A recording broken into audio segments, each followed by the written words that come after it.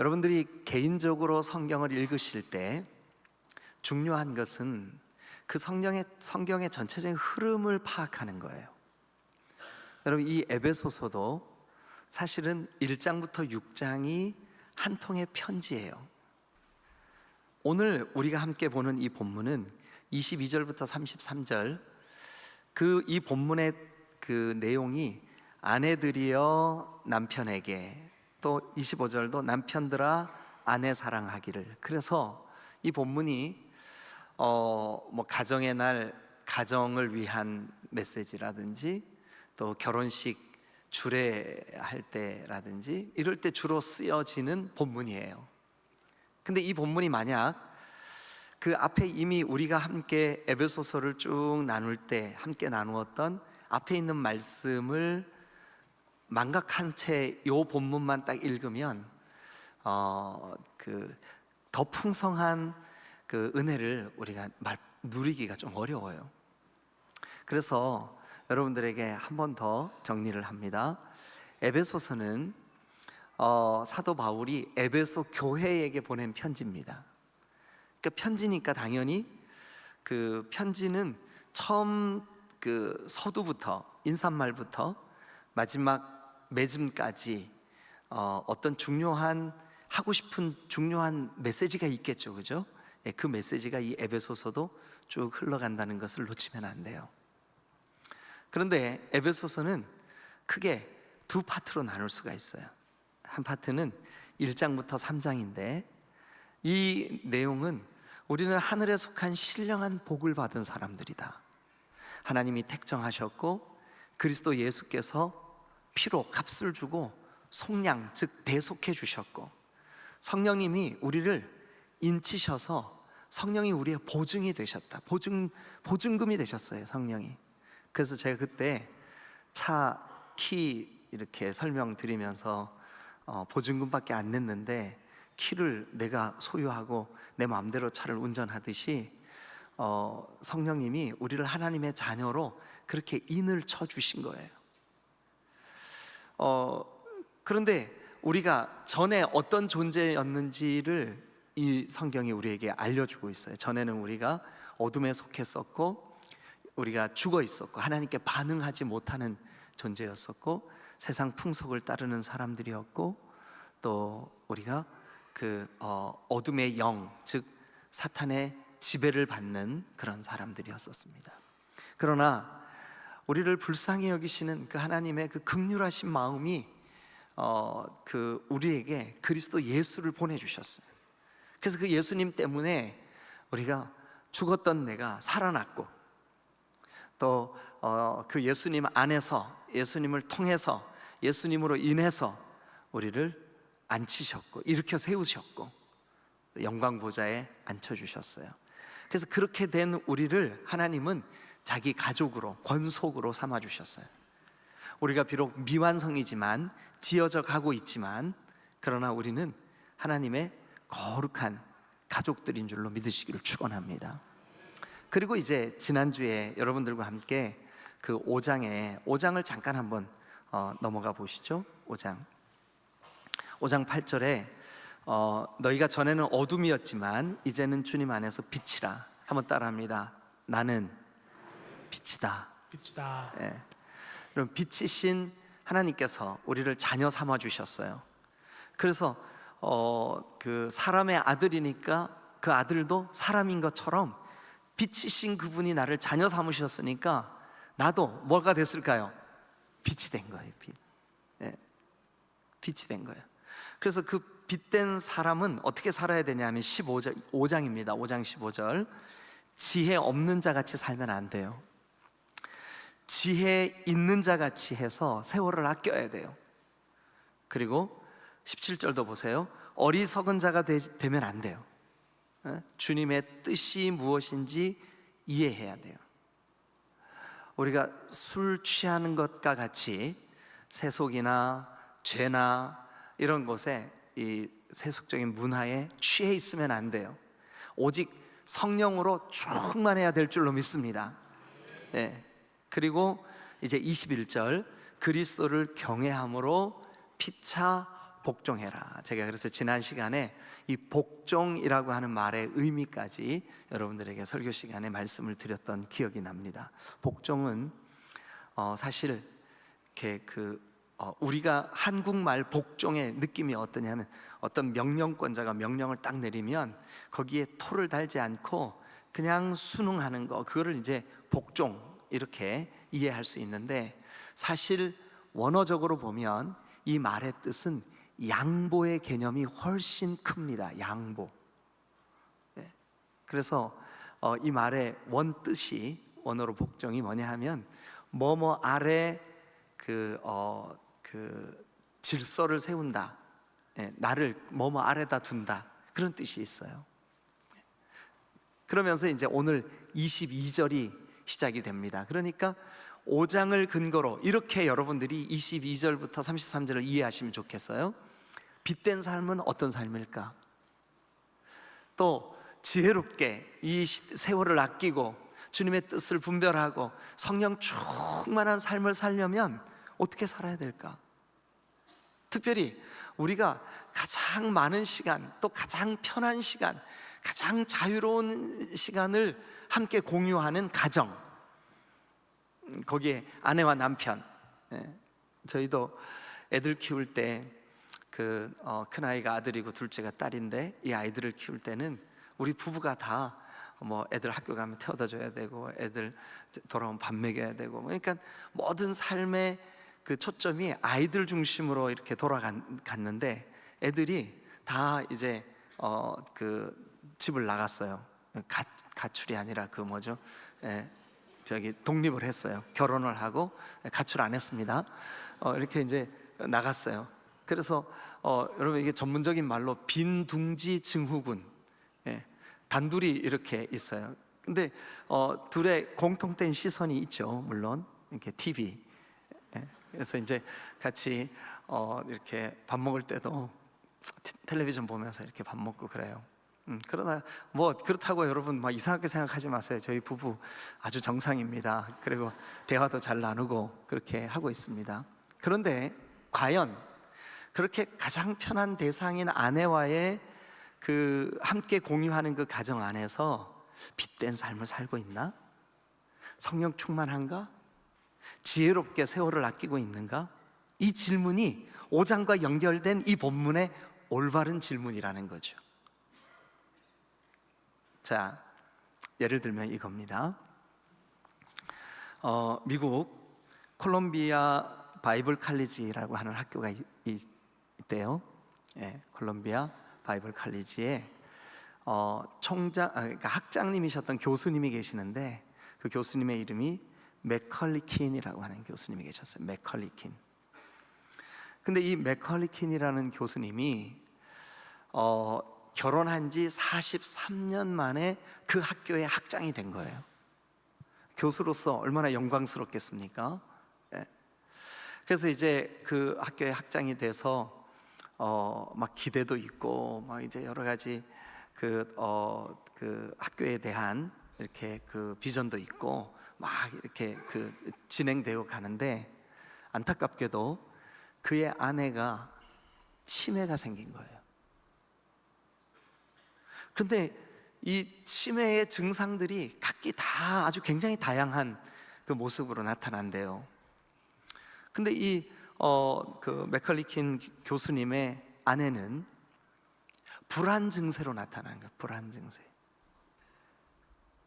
그래서 막 무서워하고, 막 누군가가 자기를 공격하는 것 같고 굉장히. 그런데 신기하게도 남편이 퇴근을 해서 곁에 있으면 그 치매 증세가 싹 사라지는 거예요. 어제 일도 기억을 하고 막 신기하게 그러는 거예요. 그래서 이 교수님이, 맥컬리킨 교수님이 아내 곁에서 조용히 아내와 함께 있으면서 잠시 하나님께 기도해서, 하나님, 제가 이럴 때 어떻게 해야 될까요? 그런데 그 교수님의 마음속에 이런 깨달음이 들더라는 거예요. 뭐냐 하면, 우리가 결혼을 해서 43년 동안 이 여자는 오직 나만을 바라보고 나를 위해 자기 자신을 다 희생하고 헌신하고 살아왔는데, 나는 이 아내를 위해 어떤 헌신을 했지? 생각해 보니까 아내를 위해 해준 게 아무것도 없더래요. 그래서 자리를 박차고 일어나서 학교에 가서 사직서를 썼어요. 사람들이 다 막 만류를 합니다. 학장님을 대부분의 교수님들이 존경하고, 이제 학교에 비전도 생기고, 이렇게 또 새로 뽑히신 지 1년밖에 안 됐는데 왜 이거 사표를 내시려고 합니까? 다 그렇게 이제 만류를 했어요. 그런데 이 교수님이 이렇게 말을 했습니다.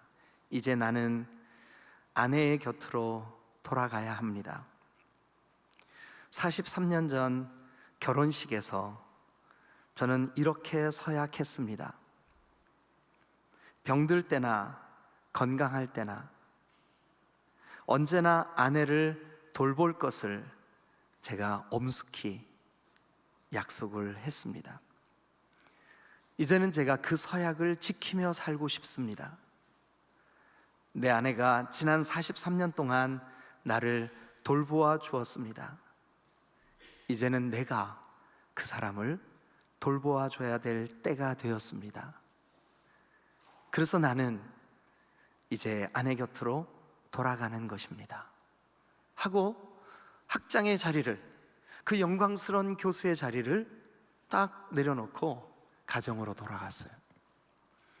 그런데 여러분, 그 후에 이 맥컬리킨 교수님을, 이 학장님을 아는 모든 분들, 그 학교의 관계자들, 이 교수님의 삶을 보면서, 교수님의 결단을 보면서 많은 사람들이 학장으로 있었던 1년여의 기간보다, 그 리더십을 발휘하던 그때보다, 그 능력을 발휘하던 그때보다 말없이 아내를 뒷바라지하는 그때의 맥컬리킨을 훨씬 더 존경하게 되었다는 거예요. 여러분, 지혜로운 그리스도인, 빛의 자녀, 성령 충만한 사람, 한국 교회가 그동안 이 부분에 대해서 많은 오해를 했습니다. 교회 생활에 익숙하고 교회에 나와 있는 그때에만 성령 충만이 외적으로 드러난다고 생각을 했어요. 그래서 다른 사람보다 기도를 더 많이 하거나, 아니 교회 내에서 눈에 보이기에, 보이지 않는 곳에서 정직한 삶을 살고, 보이지 않는 곳에서 진실되게 하나님이 맡겨주신 그 가정이라고 하는 소중한 하나님의 축복을 잘 돌볼 수 있는 것은 성령 충만하고는 무관하다고 생각을 했어요. 그러나 오늘 이 에베소서 본문은 사실 5장 15절부터의 그 문맥과 분리되어 있는 게 아니에요. 너희들은 빛이라, 지혜롭게 행하여 세월을 아껴라, 술 취하지 마라, 주의 뜻을 이해하고 성령으로 충만함을 받아라. 그러면 여러분, 우리가 진실된 그리스도인으로서 진짜 예수님을 내 마음의 구주로 영접하고 주의 성령이 우리 안에 여기 거하셔서 그 거하시는 성령이 나를 충만하게 다스리시고 통치하시기를 기대한다면, 가정 안에서 어떤 모습으로 그 성령 충만함을 삶으로 증명해낼 수 있을까요? 오늘 이 본문은 먼저 아내들에게 이렇게 권면합니다. 22절 다 같이 읽겠습니다. 시작. 아내들이여 자기 남편에게 복종하기를 주께 하듯 하라. 자, 아내들이여 자기 남편에게 복종하기를 주께 하듯 하라. 여러분, 그 다음에 보면 이는 남편이 아내의 머리됨이 그리스도께서 교회의 머리됨과 같다. 그러니까 여러분, 교회는 지난 2000년 동안 예수 그리스도가 머리 되셔서, 예수 그리스도가 교회의 주인이 되셔서, 예수 그리스도가 교회의 왕이 되셔서 통치하셔서 이끌지 않았던 그 교회는 다 망했어요. 다 타락한 교회예요. 그러니까 여러분, 교회는 사실 담임 목사보다 훨씬 더, 아니 본질적으로 예수 그리스도가 모든 리더십의 핵심인 줄로 믿으시기를 축원합니다. 우리는 그리스도께 순종해야 되고, 우리는 그리스도를 위하여 순종해야 되고 우리는 그리스도를 향해 나아가야 되는 공동체인 줄로 믿습니다. 그런데 이 교회의 머리가 누구십니까? 그리스도십니다. 이것은 여러분, 우리가 그렇게 하자고 약속한 게 아닙니다. 하나님께서 정하여 준 바입니다. 하나님께서 그렇게 하셨어요. 그러면 여러분, 가정에서 아내들이 좀 한번 생각해 보시고 대답해 보세요. 남편을 우리 가정의 머리로 세우신 것은, 여러분, 남편이 여러분보다 능력이 있고 남편이 여러분보다 지혜롭고 그래서 머리로 세우신 것일까요? 아니면 하나님이 그렇게 세우신 것일까요? 하나님이 세우신 거예요. 자, 제가 한 가지 좀 예를 들어 보겠습니다. 여러분, 아브라함 이야기를 우리 한번 같이 좀 나눠보죠. 베드로전서를 한번 펴보세요. 베드로전서 3장 5절과 6절입니다. 자, 이 본문을 우리 같이 한번, 이거 제가 설명 끝날 때까지 화면에 좀 띄워놔 주세요. 자, 우리 같이 한번 읽죠. 5절과 6절 시작. 전에 하나님께 소망을 두었던 거룩한 부녀들도 이와 같이 자기 남편에게 순종함으로 자기를 단장하였나니 6절 사라가 아브라함을 주라 칭하여 순종한 것 같이 너희는 선을 행하고 아무 두려운 일에도 놀라지 아니하면 그의 딸이 된 것이니라. 여러분, 아브라함은 아내와 함께 어느 한 낯선 부족들이 사는 지역을 여행을 하게 되었어요. 근데 그 지역의 권력자, 그 지역의 그 지도자가 사라를 보니까 너무 아름다운 거예요. 그래서 아브라함에게 물었습니다. 이보, 저 여자는 누구요? 그 말투가 틀림없이 아브라함도 느꼈을 겁니다. 이 절대 권력자가 내 아내를 지금 좋아하는구나. 그러니까 첫눈에 반했구나. 그런데 만약에 내가 이 여자는 내 아내요 라고 말하면 나를 죽일지도 모르겠구나. 나한테 위험이 오겠구나. 그래서 좀 이 남자 좀 보세요, 여러분. 여러분들이 그렇게 존경하는 믿음의 조상이라고 일컬어지는 이 아브라함이 한 행동을 한번 보세요. 아이고, 저 여자요, 내 누이 동생이에요. 그리고 자기는 삽니다. 여러분, 그때 이후로 이 사라가 겪었던 수모 어느 정도였을까요? 이 권력자에게 끌려갑니다. 여러분, 그때 겪었던 사라의 남편에 대한 그 상처 얼마나 컸을까요? 만약에 예를 들어서 지금 여러분들에게 그런 일이 있다, 네? 남편하고 아내하고 둘이 이제 저녁 때 장을 봐가지고 오는데 골목길에서 깡패들을 만났어요. 그래가지고 깡패들이 야, 이 여자 이쁜데 내 마음에 드네. 넌 누구야? 저 여자 남편, 그 남편이에요. 그러면 이제 죽어라고 얻어 터질 것 같아요. 그래가지고 뭐라 그랬냐면 순간적으로 저 여자 오빠인데요. 그리고 자기는 살아남았어. 근데 아내가 겪을 아픔의 시간은 얼마나 두려웠을까요? 여러분, 그런 일만 있었을까요? 아브라함에게? 또 하나, 어느 날 여러분, 이 아내인 사라가 자기 남편이 부족장인데 그 대를 이어서 이 부족을 이끌 리더십을 낳아주지 못했어요. 그러니까 아들이 없었어요.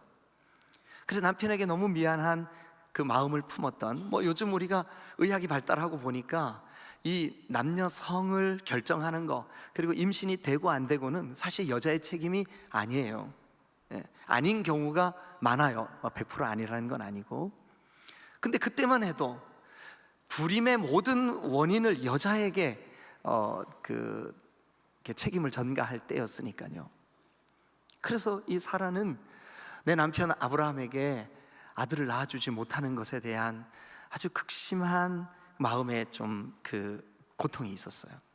그래서 어느 날 이제 남편에게 이렇게 말을 합니다. 여보, 내가 당신에게 아들을 낳아줘야 우리 집안이 대를 이어서 이 부족을 이끌 텐데 내가 그리 못하니 내 몸종 하갈, 그 아이를 데려다가 잠자리를 같이 하시오. 그 아이는 젊었고 그 아이는 충분히 임신이 가능하니까 그렇게 하시오.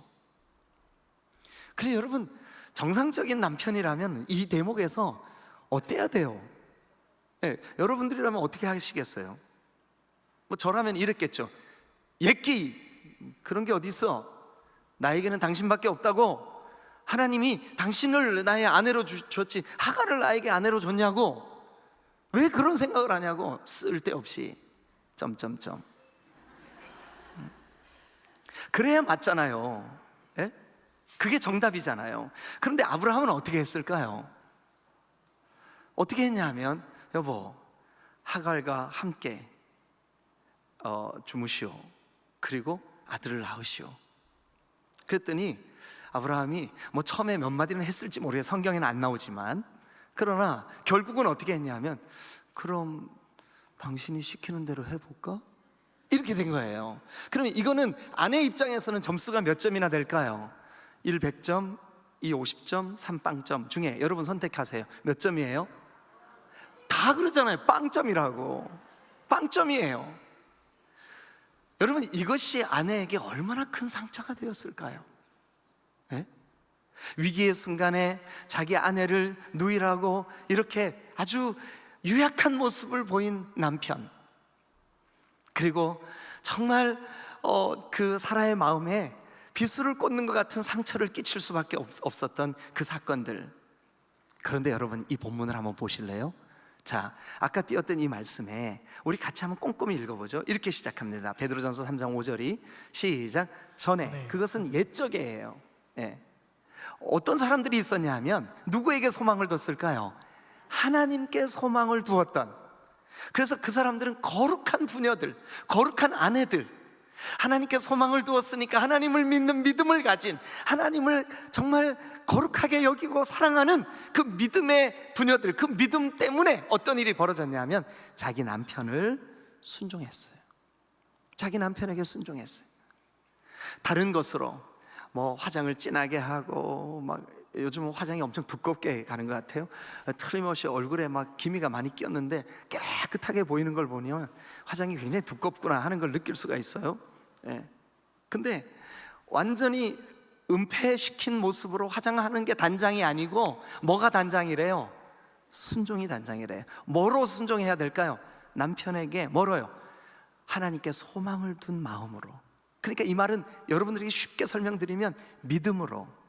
그 믿음 때문에 하나님이 기뻐하시니까, 하나님이 정하신 바니까 남편에게 순종한 그것을 여러분 그의 아름다움으로 단장했다고 이 말씀이 말씀하고 있는. 여러분들의 아름다움은 남편에게 순종하는 거래요. 여러분들의 아름다움은 하나님을 경외함으로, 하나님께 소망을 둠으로, 하나님을 믿음으로 하나님이 정하신 그 거룩한 남편을 한 가정의 머리로 두신 그 일에 순종하는 거라는 거예요. 그리고 6절을 한번 보시죠. 베드로전서 3장 6절. 자, 근데 누가 그렇게 했대요? 사라가. 누구에 대해서 그렇게 했대요? 아브라함에 대해서. 뭐라고 칭하면서요? 주라고 칭하면서. 근데 제가 조금 전에 설명드렸던 그 두 가지 샘플은 몇 점짜리였었는데요? 빵점짜리라 할지라도 하나님이 세우신 질서로 인하여 아내들이여, 여러분들의 믿음으로 여러분들을 단장하십시오. 그 믿음이 남편에게 순종함으로 드러나시기를 주님의 이름으로 축원합니다.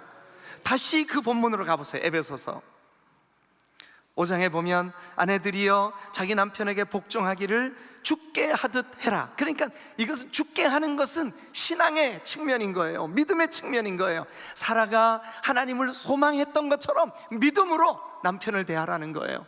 그러면서 3절 보세요. 이것은 죽게 하듯 해야 되는 그 이유는 남편이 아내의 머리됨이 그리스도께서 교회의 머리됨과 같다. 그 말은 뭐냐면 하나님이 정하신 거다. 하나님이 정하신 거다. 사람이 어떻게 한 것이 아니라 하나님이 정하신 일인 줄로 믿습니다. 할렐루야, 할렐루야. 아내 여러분, 여러분들이 성령 충만하고 지혜로워서 여러분 이 험한 시대에 빛된 삶을 사는 비결을 말씀드리겠습니다. 아니, 성경의 가르침을 말씀드리겠습니다. 남편을 존중하십시오. 어느 가정을 연구하는 기관에서 100명의 남자들을 무작위로 앙케이트를 했습니다. 그런데 아내들에 대한 불만, 기본적으로 사람들이 아내가 그 집안 살림을 잘 안 한다, 어떻다, 이런 게 불만일 줄 알았어요. 근데 의외로 100명의 남자들에게 물은 그 물음 중에 제일 많은 답을 뭐라고 했냐 하면, 아내가 나를 남편과 가장으로 인정하지 않는 거, 그게 제일 큰 불만, 제일 큰 아픔. 여러분, 우리 딘돌교회 모든 지체들은, 모든 아내들은 남편을 존중하는 것이 하나님께 소망을 둔 일임을, 즉 믿음의 일임을 여러분 마음속 깊이 새기시기를 주님의 이름으로 축원합니다. 이건 믿음의 측면인 거예요. 사라가 그랬잖아요. 아브라함에게 순종하여 아브라함을 주라 칭함으로 그가 아름답게 단장한 것 같이 그렇게 비춰지고 보여졌다는 거예요.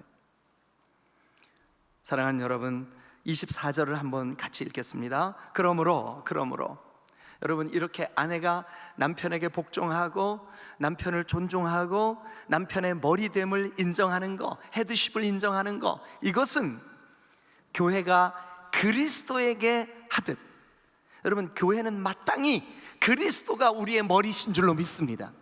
그럼 여러분들의 가정에 마땅한 머리는 누구여야 되겠습니까?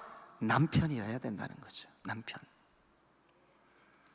사랑하는 여러분, 여러분들의 삶이 성령으로 충만하고 진정으로 여러분들의 빛된 삶을 위하여 남편에게 복종하시기를 주님의 이름으로 축원합니다. 할렐루야. 아내들이여 남편에게 복종하십시오. 다시 한번 할게요. 아내들이여 남편에게 복종하십시오. 네. 정말로 좀 크게 대답해 주시지. 네. 자, 두 번째, 우리가 빛의 자녀로서의 삶, 그리고 세월을 아끼는 지혜로운 삶, 성령으로 충만한 삶, 그것이 가정 안에서 가장 은밀하고 가장 자유롭고 가장 편안한, 내 삶의 가장 많은 시간을 함께하는 아내와의 관계 속에서, 남편과의 관계 속에서 성령 충만은 어떻게 나타나야 할까요? 25절입니다. 남편들이여 아내 사랑하기를 어떻게 하래요? 그리스도께서 교회를 사랑하시고 그 교회를 위하여 자신을 주심같이 하라. 자신을 주심같이 하라. 자, 여러분, 일단 25절 안에서 남편들이여 아내를 사랑하라. 그런데 그 사랑하는 것을 어떤 방식으로 하냐 하면 이렇게 사랑해. 그게 어떻게 해요? 그리스도 예수가 교회를 위해 자기 자신을 십자가에 못 박고, 그리고 목숨을 잃을 때까지, 죽을 때까지 교회를 위하여 자기를 다 내어주신 것처럼, 그렇게 남편들이여 아내를 사랑해라. 조금 전까지 남편들의 얼굴이 좀 환했었는데 갑자기 남편들이여 아내를 위하여 죽으시오 이렇게 했더니 갑자기 어두워지셨어요. 좀 인상 펴시고 같이 이 말씀 듣죠. 자, 여러분, 여기 보니까 그리스도께서 교회를 위해 자신을 주심같이, 그리스도는 아낌없이 물과 피를 교회를 위해, 믿는 자들을 위해, 하나님의 자녀들을 위해, 주의 백성들을 위해 쏟아 부으신 줄로 믿습니다. 목숨을 내어놓으신 줄로 믿습니다. 그러니까 자기의 전부를 내어놓은 거예요. 뭐를 위해? 자기의 보배로운 피 때문에 구원받을 모든 하나님의 자녀들을 위해, 교회를 위해 그리스도가 하신 일입니다. 그런데 이 말씀을 묵상하면서 제가 한번 세어봤어요. 아내들한테 권면한 말씀이 분량이 얼마나 될까? 절수로 따지니까 몇 절이 아내들한테 말했어요? 22, 23, 24, 세 절이죠. 그럼 남편들한테 권면한 건 몇 절이나 될까요? 우리 한번 세어보죠. 25, 26, 27, 28, 29, 30, 31, 33 몇 절이에요? 그러니까 비율로 하면 3대 9야. 싸움이 안 돼. 사실 남자를 존중하라, 그가 머리다. 가정에 그가 가장 이건 하나님이 세운 질서다, 이렇게 말해서 우리 여자분들이 조금 실망하시는 느낌이었어요. 그런데 여러분, 그 다음서부터 보세요. 남편들아, 아내를 위해 죽어. 그리스도가 교회를 위해 자기의 모든 것을 내어놓으신 것처럼. 그러면서 보니까 여러분, 28절을 한번 보시자고요. 28절 같이 읽겠습니다. 시작. 이와 같이 남편들도 자기 아내 사랑하기를 자기 자신과 같이 하시니 자기 아내를 사랑하는 자는 자기를 사랑하는 것이라. 제가 지난 한 주 이 본문을 묵상하면서 설교를 준비해야 되는데 도저히 자신이 없는 거예요. 왜 그랬냐 하면 요 대목 때문이었었어요. 그리고 이 설교를 제 아내가 듣고 있잖아요 지금. 근데 이 대목에서 제가 진도가 안 나가는 거예요. 왜 그랬냐 하면 이것 때문이에요. 남편들도 자기 아내 사랑할 때 남편이 네 자신을 아끼고 사랑하는 것처럼, 네 자신을 위해서 뭔가를 하는 것처럼 아내를 사랑해라, 그 말이거든요. 근데 여러분, 우리 자신을 위해서 어떻게 해요? 어떻게 해요? 여러분, 제가 그 운동을 하다가 다리에 인대가 이렇게 손상을 입은 적이 있어요. 그래서 깁스를 이만큼 했는데 이제 나 자신을 위해서 별짓을 다 하는 거예요. 좋다는 약, 거기에 좋다는 음식. 그러니까 내가 나에게 어떤 아픔이든 나에게 어떤 기쁨이든 나 자신에게 내가 반응하는 것은 굉장히 즉각적이에요. 즉각적으로 내가 만약에 지금 눈이 아파 막 비비면서 굉장히 고통스러워. 그러니까 내가 나 자신을 위해서 하는 것은 즉각적이에요. 근데 제가 가만히 한번 생각해 봤어요. 아내가 뭔가가 불편하고 몸이 어디 아프고 했을 때 나는 어떻게 반응했지? 어떻게 해야 될지 모르겠더라고. 그래서 그냥 어떻게 해야 될지를 모르는 거예요.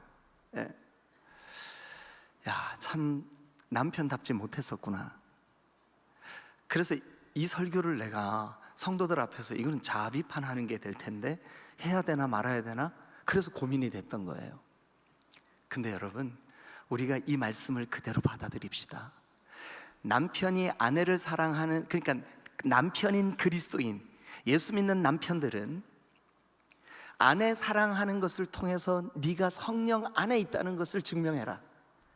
그리고 네가 빛된 삶을 살고 있다는 것을 네가 증명해라. 누구와의 관계 속에서요? 아내와의 관계 속에서. 어떻게 해요? 아내를 사랑함으로. 어떻게 사랑해야 되는데요? 그리스도가 교회를 위해 자기 모든 것을 다 내어준 것 같이, 또 하나, 네가 네 자신을 사랑하는 것처럼. 예를 들어 부글부글 끓고 있는 냄비를 만지다가 손을 좀 댔다고 칩시다. 뭐 그저 좀 뻘겋게 됐고 아무 문제도 없어요 아직. 그런데 난리를 치죠. 근데 정작 아내에게 어떤 어려움이나 문제가 생겼을 때 우리는 반응이 너무 무딘 경우가 많아요. 내 자신에게 반응하듯이 즉각적으로 하지 못할 때가 많아요. 그렇게 하지 마라. 네 자신이 너를 사랑하는 것처럼, 너에게 반응하는 것처럼, 너에게 관심을 기울이는 것처럼 그렇게 아내를 사랑해라. 여러분, 그러면 이 22절부터 33절의 이 문장이 어디서부터 시작됐냐면 에베소서 1장부터 온 거예요. 여기까지. 네가 진실로 이제는 사탄이 너를 통치하지 못하고 어둠이 너를 다스리지 못하고 빛의 자녀냐? 네가 진짜 예수 믿고 있느냐? 네 안에 그리스도 예수의 영, 즉 성령이 거하시는 것이 맞냐? 네가 성령의 사람이냐? 그러면 네 아내와의 관계 속에서 그 삶을 증명해. 이게 이 본문이에요. 아내 여러분, 남편을 존중하십시오. 남편을 머리로 여기십시오. 남편에게 복종하십시오. 그것이 성령 충만입니다. 그것이 빛된 삶입니다. 그것이 이 마지막 때를 사는 참된 그리스도인의 지혜입니다. 남편 여러분, 아내를 위하여 여러분 자신을 내어주십시오. 남편 여러분, 우리 다 같이 죽읍시다.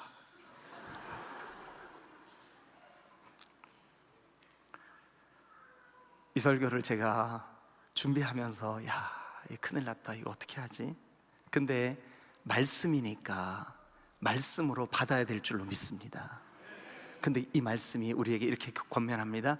네가 네 자신을 아끼고 돌보는 것처럼 네 아내를 그렇게 해.